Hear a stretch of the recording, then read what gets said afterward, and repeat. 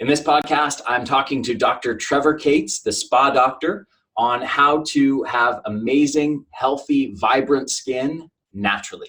Enjoy.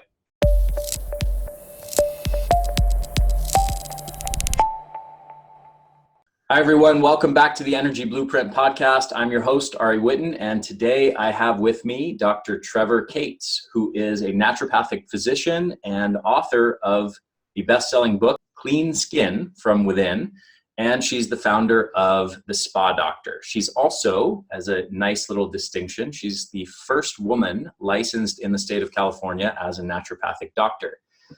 She's also been featured on the Doctor's Extra TV show, First for Women and Mind Body Green. She also has her own PBS special, Younger Skin from Within, and is the host of the Spa Doctor podcast. So welcome, Trevor.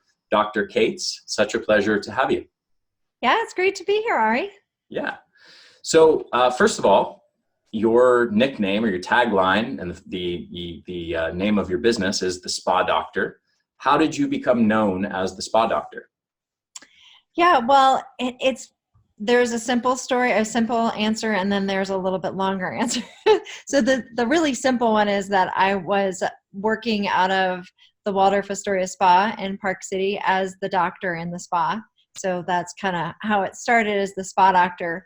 But the spa doctor has become, I'm not working in spas anymore, but it goes well beyond that. What happened is when I was in the spas and I was running a 2-week weight loss program. And at the end of the 2 weeks, people would say to me, Dr. Cates, I've lost all this weight. I feel great. But what really surprised me is my skin and how much it's changed. I don't have the skin issues I used to have. My skin is more vibrant and glowing than it's ever been or than it used to be. And so it really surprised people to experience that. And what I realized is that not many people look at skin the same way that I was. And this goes back to when I was a kid. I struggled with my health a lot, and I had a lot of allergies, and so it showed up on my skin as eczema and hives, a lot of skin issues, mysterious little bumps that would appear.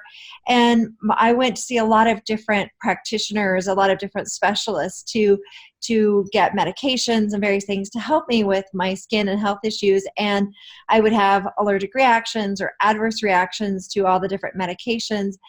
And I just kept feeling worse until my parents finally found a holistic practitioner that they took me to.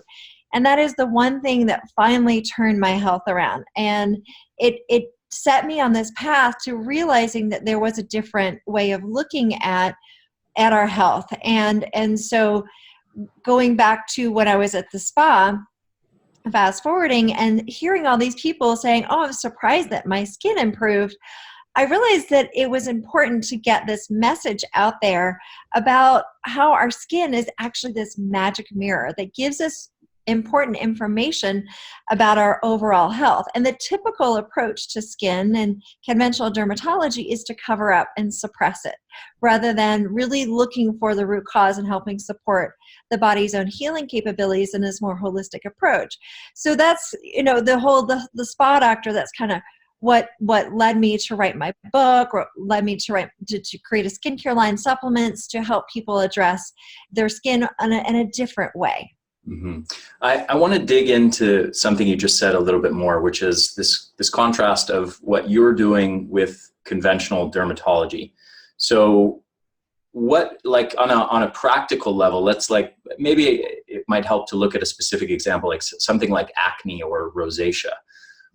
How does your approach differ? And you can treat this maybe on a big picture level before you get into specific strategies.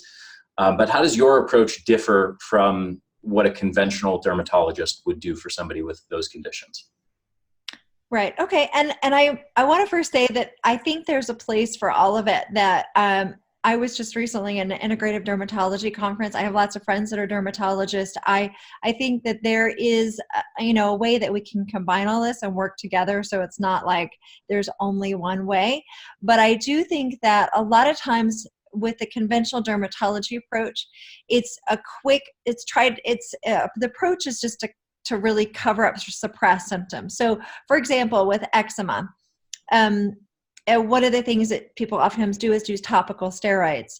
And topical steroids can be very powerful at reducing the external inflammation. But you're not really, when you do that, you're not actually addressing what's behind that inflammation. There's usually something that's triggering the inflammation. And if that is not addressed, then it'll just show up in people's health in some other way. So what I've seen in my practice as a naturopathic physician, what I've seen is that a lot of times I would have patients that had a history of eczema as a child, and that they use this typical approach of suppressing with topical steroids, antihistamines, those sorts of things. And then later on, then they would develop asthma. So then they would be put on inhalers to address the asthma attacks that they would have. And then if those root causes still are not addressed, then they would oftentimes come in to see me with immune system problems or autoimmune disease.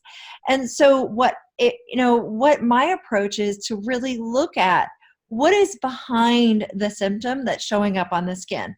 What are the root causes? Was it nutritional deficiencies? Is it microbiome? Is it gut related? Is it hormonal imbalances? What are the root causes behind that? Because when you address those, the sooner you can find those and address those, then you can not only help skin, but you can help the health of the person overall in many other ways. And so that's why I think it's important to look at skin, because oftentimes it's one of those early warning signs, and that it shows up early.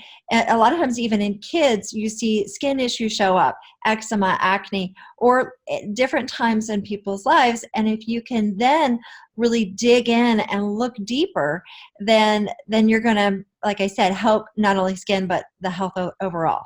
Yeah, excellent. What would you say to someone who is within more of the conventional medical mindset, who is operating under the assumption that anything out of sort of conventional medicine and what a dermatologist might do for them is immediately quackery, it's pseudoscience, doesn't have any science to support it? Like, what would you say to somebody like that? Is there any science? And obviously I know the answer to this already, but is there any science that let's say nutritional factors relate to acne in any way? Yeah, absolutely. So when it comes to medicine, there are really two different ways of looking at it. You can look at the research and what the research shows. There's also what has been shown over time, what we've seen in practice for years, that shows up again and again as solutions for patients. And I think the best medicine combines both of those, and that we can look at what's been used throughout history, and certainly naturopathic medicine, Eastern medicine, there's a lot of history in medicine that sometimes is pushed aside, but I think it's important to embrace that. If we have this history of what works, we can't deny that. And at the same time, research can be very powerful, and when it supports what we've seen in history. So for example, one of the really great things that's happening right now is a lot of research coming out about the gut-skin connection, and that the gut microbiome, the microorganisms in our gut, impact the microorganisms on our skin microbiome. And we've been talking about this for years in naturopathic medicine, and more of this holistic approach. We've been talking about how important the gut health is in the health of the skin. And now research is lining up with this. So now we have both. We have years of experience seeing what we eat and how well our digestive system is working, and it's showing up on the skin. And we have the research showing specific microorganisms when they're out of balance, dysbiosis issues, and then also being connected to things like acne, eczema, and a variety of things, and how it disrupts the skin microbiome. So it's great when we have both of those. It's ideal. Sometimes though, the research hasn't quite caught up with what we're seeing in practice. And so I think I personally like to use both when we have it, but at the same time, when we look at good science and what makes and what we know of anatomy and physiology and the healing powers of nature and the plant medicine that we've been using for years, there's a lot that we don't want to ignore, and why not use this and embrace it? Yeah, absolutely. Well said. I want to come back to the microbiome issues later. I'm glad you brought that up. But what are some examples of things going on with a person's skin that are sort of warning signs of deeper issues? Warning signs that maybe the body's overall health is not adequate. Well, I think there are certainly people that have chronic skin issues ongoing. And so looking for changes in your skin are important. And so that's certainly important. If you have a chronic skin issue, noticing the changes in your skin. And if you typically have pretty good skin or maybe even really good skin, but all of a sudden start to notice changes in your skin, such as dryness, itchiness, inflammation, puffiness, breaking out in acne or any kind of skin eruptions, it's important to realize your body is giving you a sign that something's out of balance. And this is showing up on your skin. And you can start by looking at your lifestyle. What have you changed in recently? Are there changes in your diet? Are there things that you've been eating or not eating? Have you not been sleeping as well? Have you been more stressed? And for women, where you maybe in your menstrual cycle, or there are a lot of different things like that. Then you can start connecting the dots between the root causes and what's going on in your lifestyle and how it's impacting your skin. So that's how I like people to really look at their skin. So taking each morning when you get up, and maybe you're brushing your teeth, you're washing your face, you're getting ready in the morning, that just taking a moment to examine your skin, or maybe you're getting ready to get in the shower, taking a look at your skin and looking for changes. Because really anything less than vibrant, healthy, glowing skin is a sign that something could be out of balance. And again, it could be an early warning sign. And if you catch them early, it's so much easier to address the root causes. Mm-hmm. Yeah.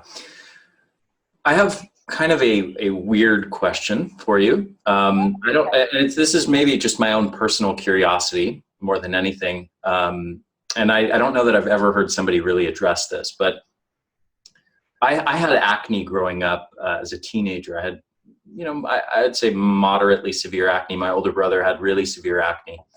And I'm just curious. It's kind of a weird phenomenon that we get pimples, right? We get, either blackheads or whiteheads, and we kind of, our body seems designed in such a way that it's creating these little things of pus in our skin in a very noticeable place, oftentimes on our face.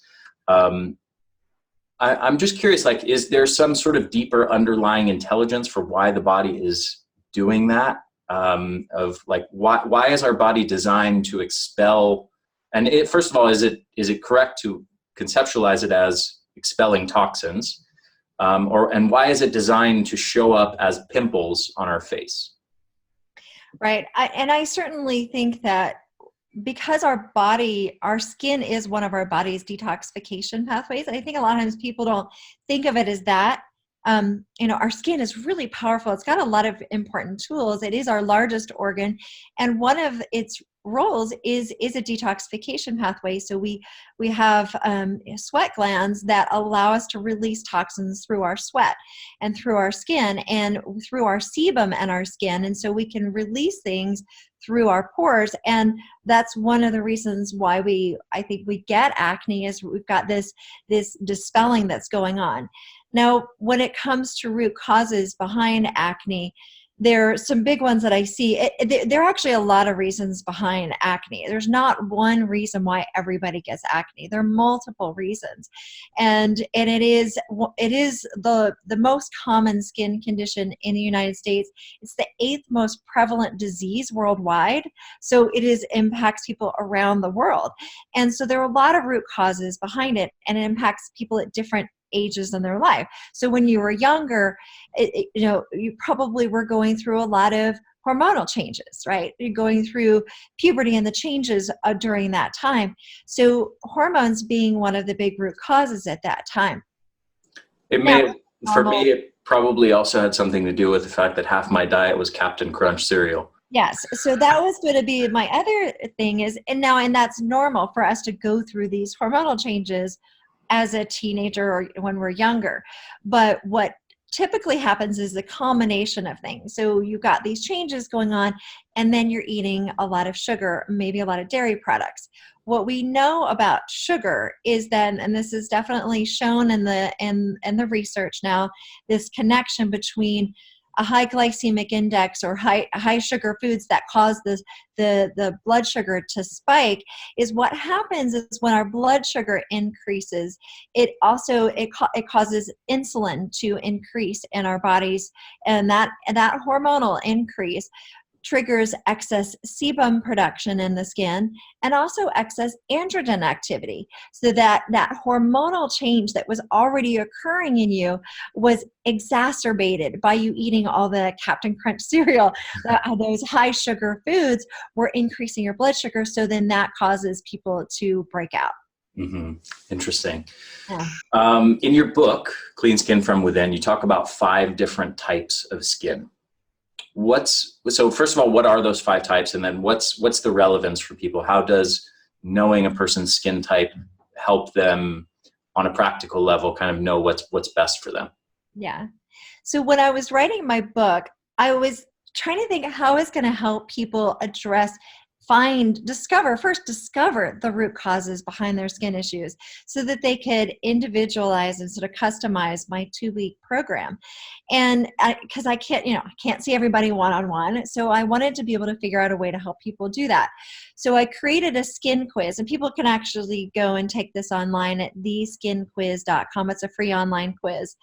And what I did is I categorized 5 different skin types based upon the 6 root causes behind skin issues. I just figured out that there are 6 root causes, but not everybody's got all 6 root causes, but everybody's got a combination. And most people fall into one of these 5 buckets of these 5 different skin types. And so with categorizing these and naming them, I didn't want to give them the typical dry, oily, mature, because that doesn't really, it's a good descriptor of what's going on physically on the skin, but it doesn't help people address the root causes.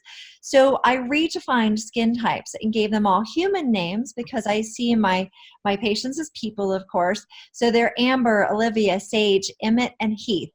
Those are the names of the skin types. And again, they have to do with the root causes behind them. So people go on theskinquiz.com and just answer a few questions. What I did is I designed it so that it, hones in on your root causes. You find out your skin type, and then I give recommendations based upon that. So, and then in my book, in Clean Skin from Within, I have a section of the book that helps people customize the 2-week plan. So then I'll say these particular foods are particularly important to avoid or to eat. These supplements are going to be helping address your root causes. These topical things that you're doing are going to be helpful to address your root causes. Excellent. So I guess let's go practical. So can you give maybe 1 or 2 examples of how a particular skin type corresponds to practical recommendations of like what types of things, like maybe what types of botanicals or topical things can put on your skin and that will be helpful for that particular skin type? Yeah. So I imagine, like, for somebody who has more acne prone skin, they're typically more of what I call the Olivia skin type. And so, as I mentioned already, talking about the importance of glycemic index foods and blood sugar balance, and blood sugar being one of the big root causes behind the Olivia skin type, So it's important to really watch your sugar intake and to be aware of your blood glucose.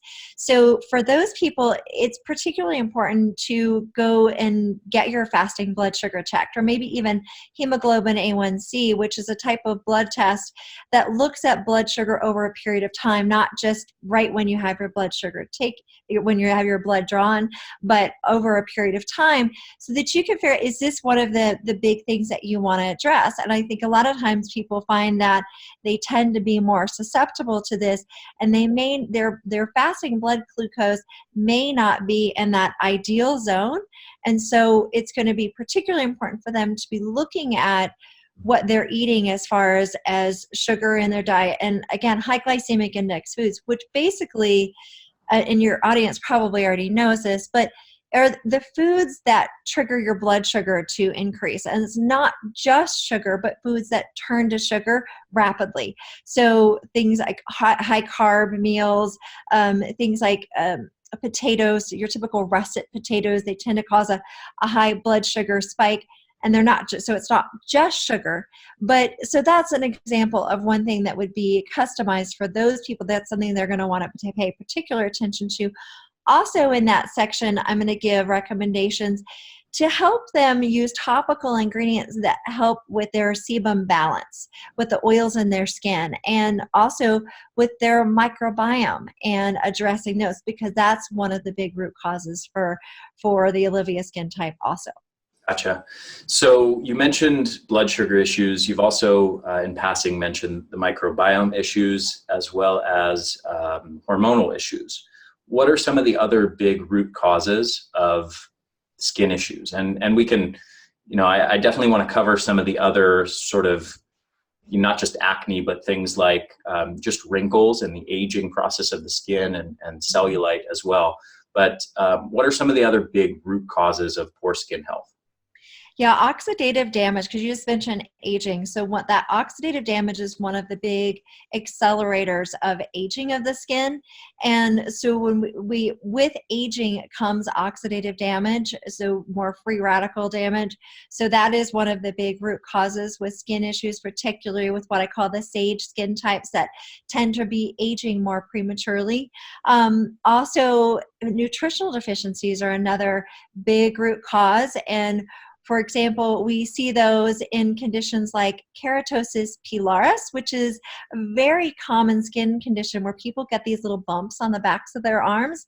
A lot of people have these and they'll think that they're just dry skin, or they've got maybe little pimples on the backs of their arm, but it's actually oftentimes due to a nutritional deficiency, like a zinc or essential fatty acid deficiency.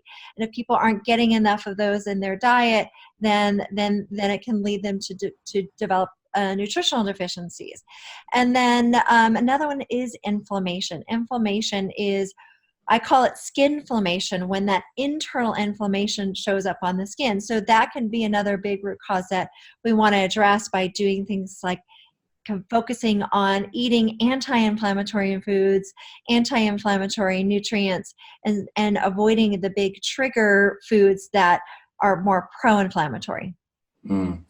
So let's dig into that a bit more. So what are some of the biggest offenders when it comes to inflammatory foods?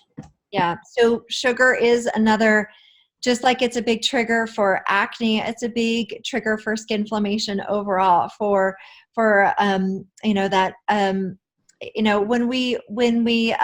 when we eat sugar, for as far as the aging process is concerned, when we eat sugar, it increases our blood sugar, really any of the high glycemic index foods. It leads to glycation issues in the body, and glycation issues speed up the aging process. And what happens is glucose binds to proteins in the body. In the case of skin, that means collagen. Collagen gives our skin that nice texture and firmness. And when glucose binds to collagen, it makes it more rigid and less elastic. So then that leads to premature the wrinkles and sagging skin. And so that's one of the reasons why sugar can be a big pro-aging trigger. And as far as other inflammatory foods, another big one is dairy products. So you see Dairy is not a problem for everybody, but I do find that people that have chronic skin issues, it is one of the top trigger foods because of the pro-inflammatory response that it creates. Interesting. Have you found any link with meat consumption and advanced glycation end products and high heat cooking of meats and that sort of thing? Absolutely. Certainly eating charbroiled, grilled meats, high temperature, heating up animal protein at high temperatures definitely is one of the big glycation contributors and oxidative damage contributors. So it's much better if you're going to be using the barbecue to be eating vegetables, at least including them or limiting your intake of those, because it definitely is a big glycation contributor. Yeah. I want to talk to you a bit about light in particular. Light is obviously a tricky issue when it comes to light and skin health. Obviously, a lot of dermatologists are very anti-sun, and there's kind of been an anti-sun movement in this country, in the U.S., for a few decades now. Everybody's slathering on sunscreen, afraid of the sun. The sun's going to cause skin cancer.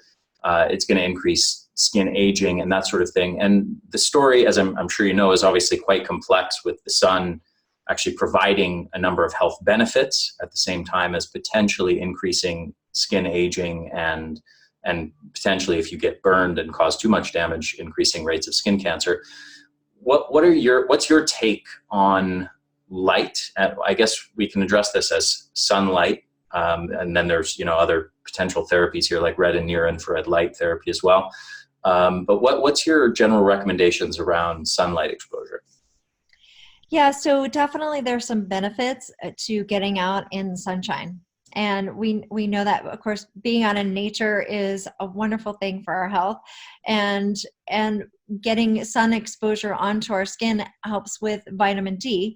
So that sun exposure onto our skin is what causes our bodies to make vitamin D, which vitamin D is so crucial for our immune system, for our skin health, for a number of different reasons, for preventing a lot of different chronic diseases.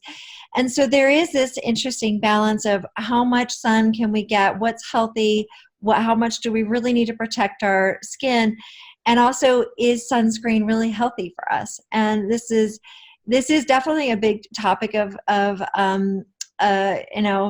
interest. And my feeling is that I live in Park City, Utah. I'm definitely an outdoorsy person. I love to enjoy skiing and trail running and wake surfing and mountain biking, all of that stuff. So I'm not one to hide in the shade. I like to get out in the sun. But I think that there are certain things that we still can do to protect our skin. And so it's really about a balance, because it is true that getting a lot of UV sunlight exposure does accelerate oxidative damage. It does predispose us to skin cancer. And so what we can do, one of the things that's helpful is looking at when we go into the sun and realizing that we don't need a ton of sunlight exposure on our skin to get vitamin D. It varies from person to person, and because it's where you live, how close you are to the sun impacts that, and your skin tone. If you're darker skin, you're going to need more sun exposure to get vitamin D than if you're paler, lighter skin, then you're going to need a little bit more sun exposure to get vitamin D. But overall, what I've seen in the research is that we only need a few days a week of unexposed skin, and maybe 10 minutes a day during those few days a week to get vitamin D. And it does vary depending upon the time of year. Wintertime, it's a little bit harder to do that, especially you live somewhere like Park City, where I do, where it's cold. And so what I think is important too is that we get the most sun exposure on certain areas too. So that's where we're more predisposed to sun damage. On our face, our neck, and the tops of our hands is where we get the most exposure. So those are the areas to really focus on getting that protection. Wearing hats, wearing sunglasses, wearing clothing that protects our skin, and avoiding the sun in the peak hours, some of the most important things that we can do. And when it comes to sunscreen, I still think it's good to use sunblock, but I think it's important to use very specific kinds. The chemical sunscreens, there are definitely some concerns with those. Ingredients like oxybenzone are known to be hormone disrupting, endocrine disrupting chemicals, and so they can actually be harmful to our health.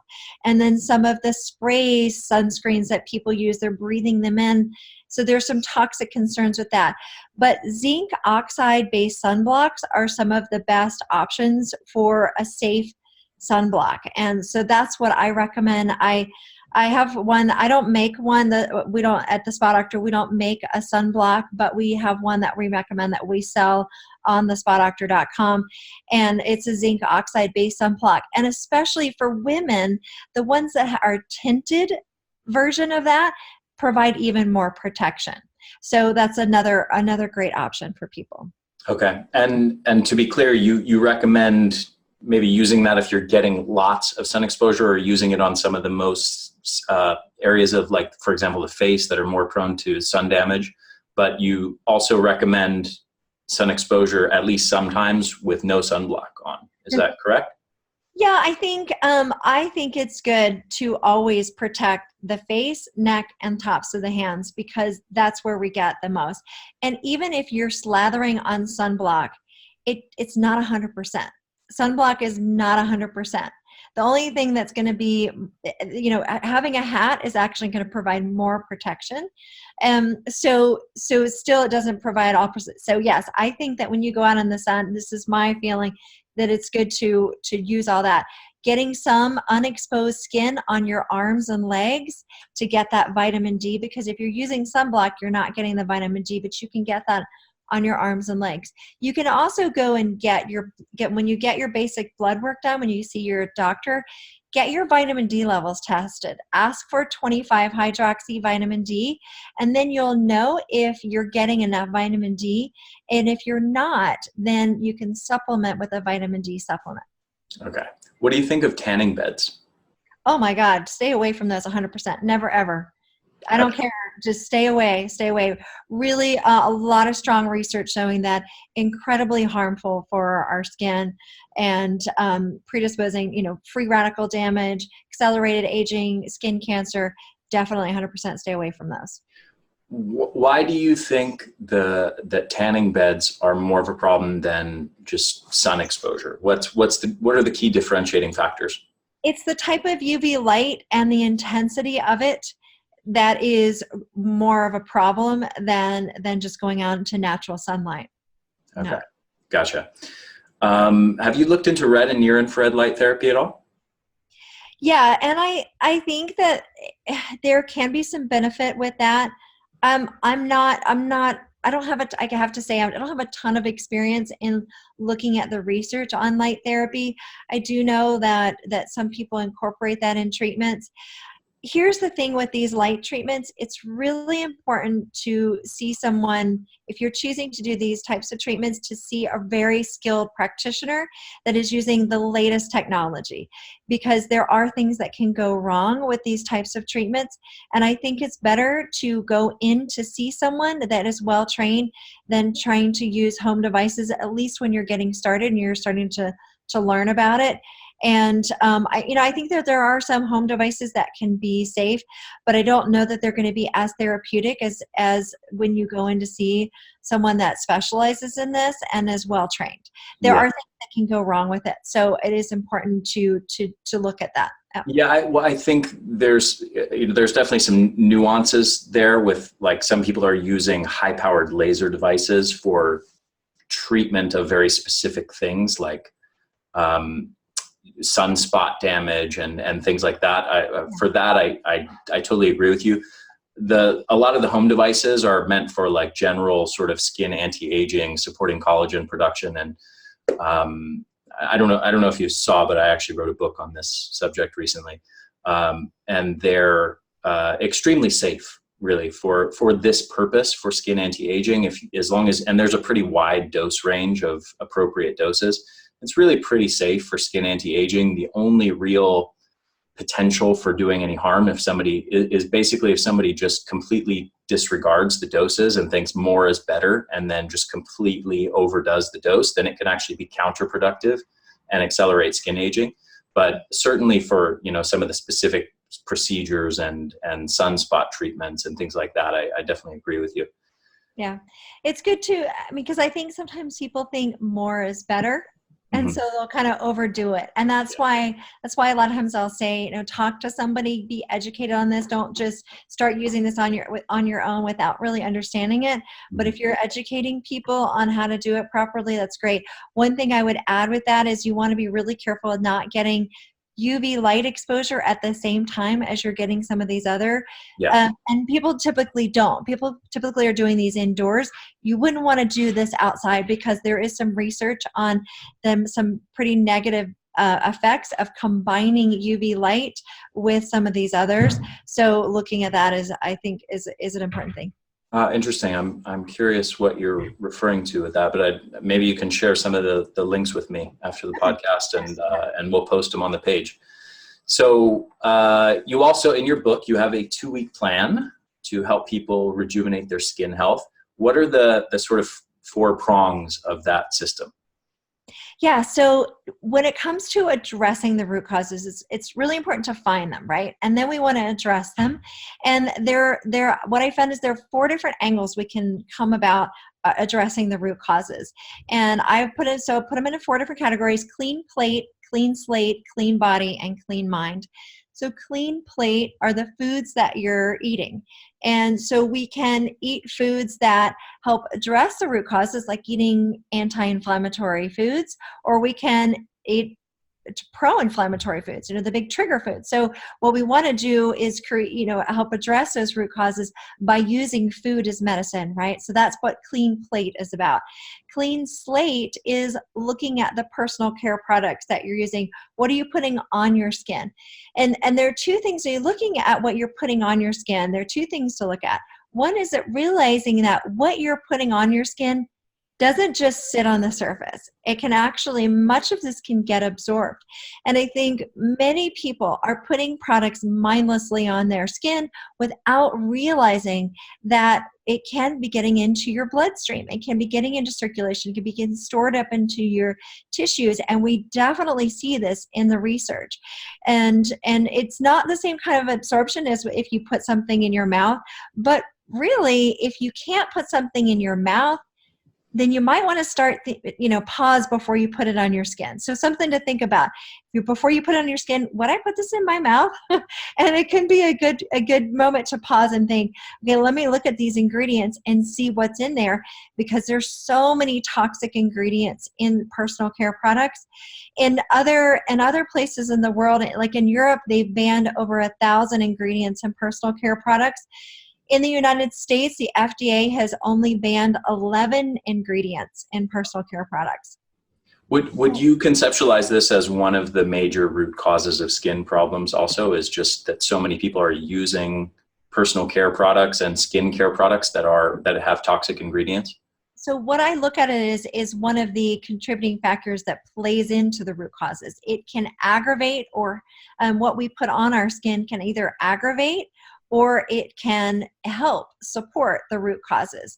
So that's the way I look at the clean slate part of it. And so looking at ways to reduce toxins in your skincare products is key. And then also realizing that it can be a therapeutic tool too. I think so many of the root causes can be addressed from the inside out. That's why I call it Clean Skin from Within, is the name of my book.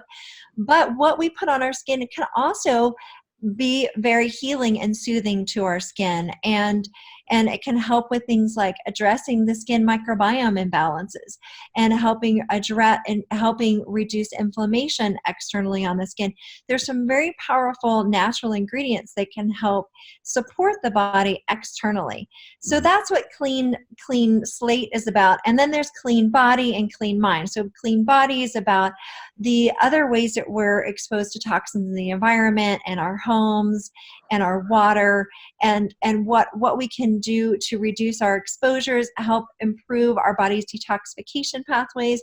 So when we are exposed to toxins that are some of the big like inflammatory triggers or hormonal imbalance triggers, that our body does a better job with removing those. And then the clean mind is about stress management, because stress is one of the big, it can also be a big toxin in the body. It can create a toxic effect. So having daily stress management practices helps address some of the root causes also. Okay. I have one issue that I want to make sure we cover before we end, which is general skin anti-aging and sort of wrinkle prevention.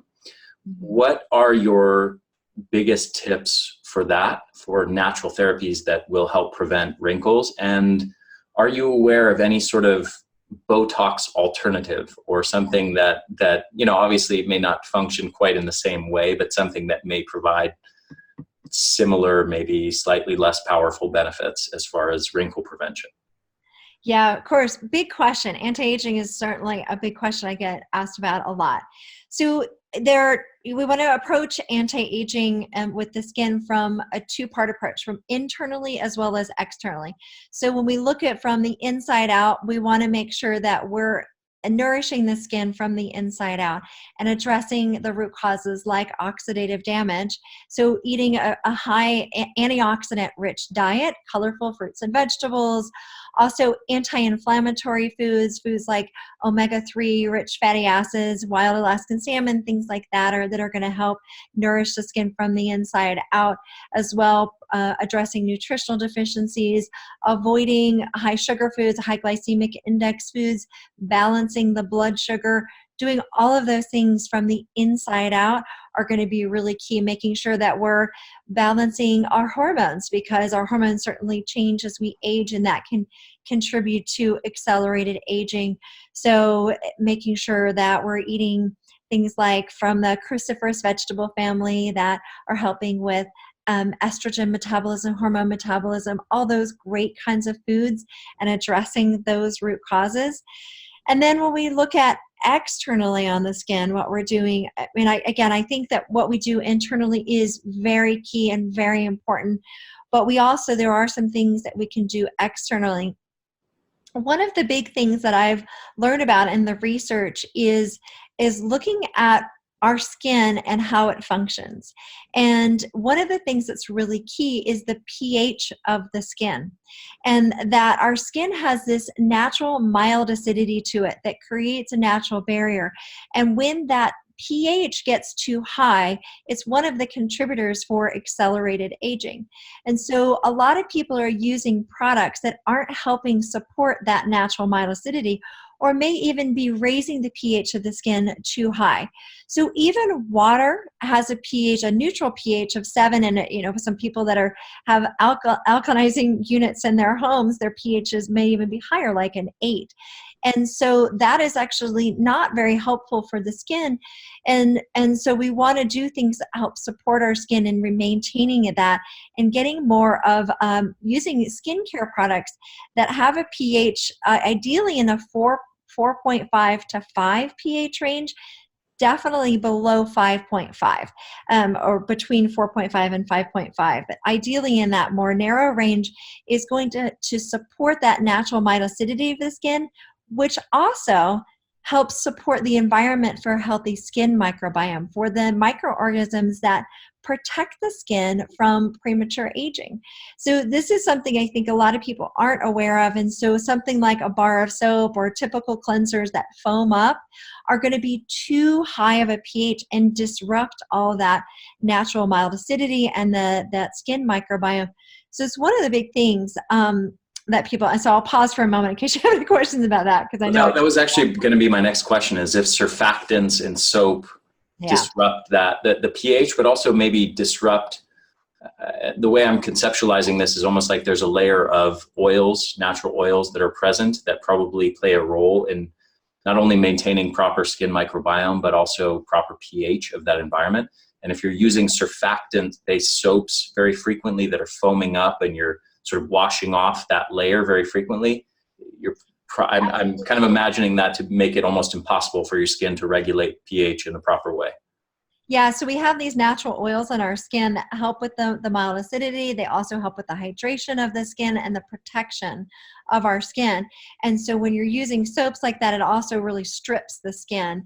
And so with my cleanser, with the Spa Doctor cleanser, it's an oil-based cleanser. So it doesn't actually strip the skin. Sometimes it takes people a little while to get used to it because they're so used to that squeaky clean feel that most soaps provide. But that squeaky clean feel is actually not good for our skin because you're just stripping it. And so we need to go back to nature. And what are we doing to support our natural skin? It's not natural for it to have that stripped feeling. We want to actually use oil-based cleansers and that mild acidity to support the skin and still clean the skin because we want to remove debris and sweat and for women makeup, but we want to do it in a way that supports the skin. So that's really important. Also, there's certain natural actives that we can look for in skin that also help address root causes. Going back to oxidative damage, antioxidants in skincare products can also provide protection. Anti-inflammatory ingredients can help reduce inflammation. And there are certain protective things that we can use on our skin, certain oils that can help provide protection. And so there are a lot of these natural actives that can be beneficial in the anti-aging skincare routine. Yeah, I know that you have your own line of skincare products. It's excellent. I know that we were at a summit together a couple of years ago, the Consumer Health Summit, and you were handing out samples. So I took them home. I started using them myself. I gave them to my wife, and excellent, absolutely excellent effects and excellent ingredients. What are some of the most powerful topical ingredients that you found can benefit people's skin health and create sort of anti-aging effects and really youthful, glowing skin? Actually, there are so many, but I'll certainly share a few of them with you. And like I said, one of the key things is the pH of the formulations. And I do find that that's really key. And also the formulations are so important. So I can talk about some key ingredients, but one of the things that happens in skincare products is there will be some great research on, for example, CoQ10 can be a very potent antioxidant, very powerful on topical skincare products. But if it just contains CoQ10, but then has a bunch of other crap in it, maybe it still has parabens or synthetic fragrance and actually doesn't have a high amount of CoQ10 or not the right form of CoQ10, it's not going to be as beneficial, right? So I'm certainly happy to share some ingredients, but keep that in mind. The formulation is key. Yeah. So CoQ10 is a really potent antioxidant in skincare products. There's some great research behind that. There are also some really basic ingredients that you probably heard a lot about, things like aloe. Aloe is very soothing to the skin, very hydrating for the skin. There are also certain plant-based oils that can be extremely nourishing to the skin. One of my favorites is sea buckthorn fruit oil because it's got a nice balance of omegas, and it also has a very high vitamin C content. And we know that vitamin C on the skin is a very powerful ingredient. Also, there are certain things like arnica, because arnica is known for things like trauma and for injuries. And people oftentimes take it as homeopathically or as an herbal supplement to help with trauma internally. But it's also great externally on the skin because our skin is getting, environmentally, it's getting attacked and, trauma to it every day. So having ingredients that help soothe the skin like arnica can also be fantastic. And as I'm talking about ingredients like this, you might be thinking, gosh, I take CoQ10 as an internal supplement. I've taken aloe maybe for digestive support. I've taken arnica to help with trauma recovery. Yes, and that's because these are great ingredients that are safe to take internally. They're also great for your skin, so we can address the root causes externally in skincare products. It's a great way to look at skin. Excellent. Are there any essential oils that you found to be particularly useful for skin health? Yeah, there are a lot of essential oils beneficial for skin health, and I think that excellent alternative to fragrance. Definitely one of the top ingredients you want to avoid in skincare products is synthetic fragrance, perfume. And they're in most personal care products. And so essential oils are a really nice substitute to that. One of my favorites, well, God, there's so many, but ylang ylang is one of my favorites, partly because of the smell of it is it's one that across the board, both men and women typically like, and most people like. There's some, also lavender can be great in being very soothing.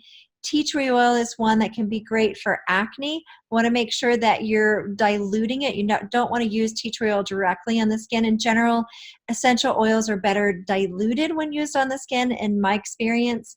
But there's so many, but those are a few of them. Yeah, excellent. Well, I've really enjoyed this, Dr. Cates. It's been an absolute pleasure, and we covered a lot. This was almost like rapid fire interview. You had real short, quick answers for every question. So I got a lot of questions in. I have like 10 more that I wish we had time to cover, but maybe we'll do another podcast. This has been super fun. I know you have obviously a line of skincare products that are really excellent. You also have a skin quiz available for people. And why should people do this? What are they going to learn from this? Yeah, so people can go to theskinquiz.com and find out their skin type that I talked about: Amber, Olivia, Sage, Emmett, Heath. Find out the root causes, what to do about it. And people can also find out a lot more about that in my book, Clean Skin from Within, which is available in bookstores, Amazon, on my website, thespadoctor.com. And thespadoctor.com is THESPADR.com, so doctor is abbreviated. And people can also find the podcast, the skincare products, all that information there. Wonderful. Well, thank you so much, Dr. Cates. Such a pleasure, as always, and I look forward to talking to you again soon. Absolutely. Thanks, Ari. Yeah. Hey there, this is Ari again. One more quick thing before you go. Just make sure to subscribe to our YouTube channel, The Energy Blueprint, and also make sure to subscribe to this podcast on your favorite podcast platform, whether that's iTunes or Stitcher or anything else. I hope you guys enjoyed this interview, and I will see you again next week.